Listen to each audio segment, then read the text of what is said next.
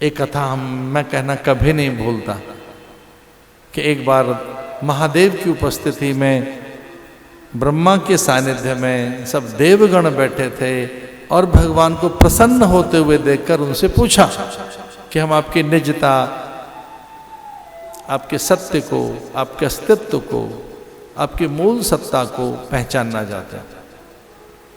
जो आप में करुणा है, प्रेम है, दया है, पाप नाशन का भाव है, जो आप इतने विराट हैं, नाना प्रकार के रूप धरते हैं। हे नारायण, हम आपकी मूल सत्ता के दर्शन करना चाहते हैं। हम आपकी भगवत्ता, आपका जो ईश्वरत्व है, आप में जो भगवान छुपा है, आप में जो भगवान है उसे दिखाइए, अपनी भगवत्ता को, आपकी मूल सत्ता, आपकी निजता जो आप स्वयं हैं, हम उसके दर्शन करना चाहते हैं। और तब भगवान ने कहा ठीक है, लो मेरी सत्ता के दर्शन कर लो। और धीरे धीरे भगवान में से एक अपूर्व तेज, प्रकाश, दीप्ति, नवलता, कांति, माधुर्य, ऐश्वर्य प्रकट होने लगा। भगवान की विभूतियां, उनके दिव्य गुण, उनकी अनन्य रूप राश, उनकी करुणा धीरे धीरे इस तरह से साकार होने लगी।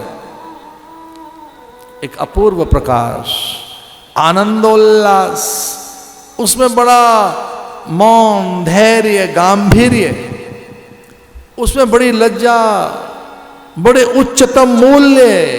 ऋषि नहा गए प्रकाश से, आनंद से भीग गए, सबके हाथ जुड़ गए, करुणा से भीग गए, उनमें विनम्रता आ गई।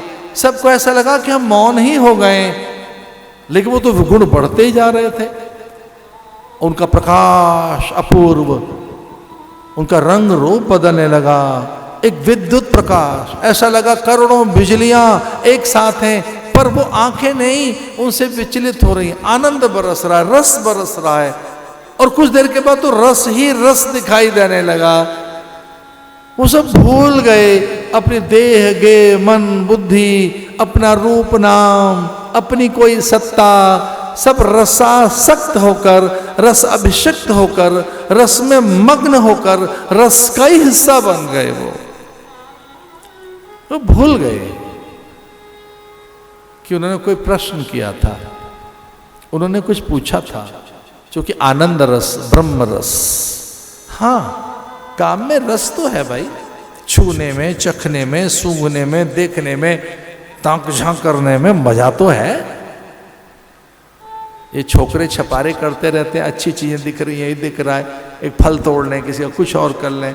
एक उम्र में बच्चे ताक झांक तो करते ही है, अपने घर में खूब फल लगाया, दूसरे का तोड़ना है। काम में रस है? कौन कहता है काम में रस नहीं? काम का रस है तो ये हम बैठे तो हैं।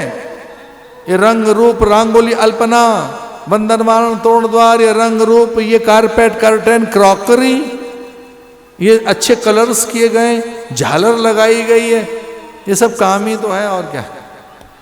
कौन कहता है काम में रस नहीं है? काम में रस है, क्योंकि काम से ही सृष्टि बनी है। पर एक बात सुनना, काम से भी बड़ा रस है ब्रह्म रस, ईश्वर का रस, राम रस, कृष्ण का रस, समाधि का रस, बहुत बड़ा। अन्यथा तो राजा सन्यास न लेते, वर्धमान महावीर स्वामी गृह त्याग न करते, बुद्ध महलों को न त्यागता। बड़े बड़े राजाओं ने उस राम रस के लिए त्याग किया, रस में डूब गए सब, और भगवान में से रस निकलता जा रहा है, प्रकाश स्नात। अभी कभी आप उजालों से नहाए हैं? कभी पानी से तो बहुत नहाए, प्रकाश से नहाए? हाँ, एक प्रकाश स्नात होता है, एक रस स्नात होता है, रस से नहा गए होते हैं आप। प्रेम पात, एक प्रेम में भी भीग गए होते हैं आप, करुणा में भी, बहुत आदर से भी आप गीले हो गए होते हैं। और हमने तो साधन में बड़े अनुभव लिए हैं, मंत्र की शक्तियों में भी एक रस तो है, समाधि का रस। अब भीग गए होते हैं, अब वही हो जाते हैं।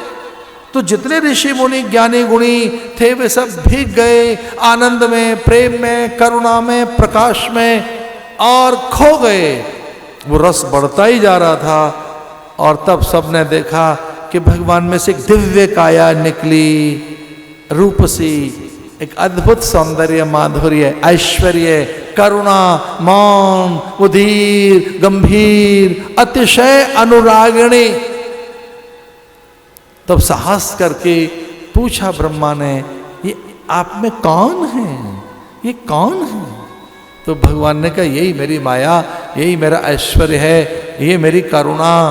आप देखना चाहते थे ना मेरी भगवत्ता, ये देख लो, ये है वो। पर ये है कौन, इनका नाम क्या है? तो उन्होंने कहा, इनके बिना मैं आधा हूं और ये राधा हैं, ये हैं राधा, राधा, राधा। फिर वही द्वापर में प्रकट हुए। इसलिए कई बार भक्त लोग कहते हैं, हमारो धन राधा, श्री राधा, हमारो धन राधा, प्रेम धन राधा, हमारो ज्ञान धन राधा, शील धन राधा।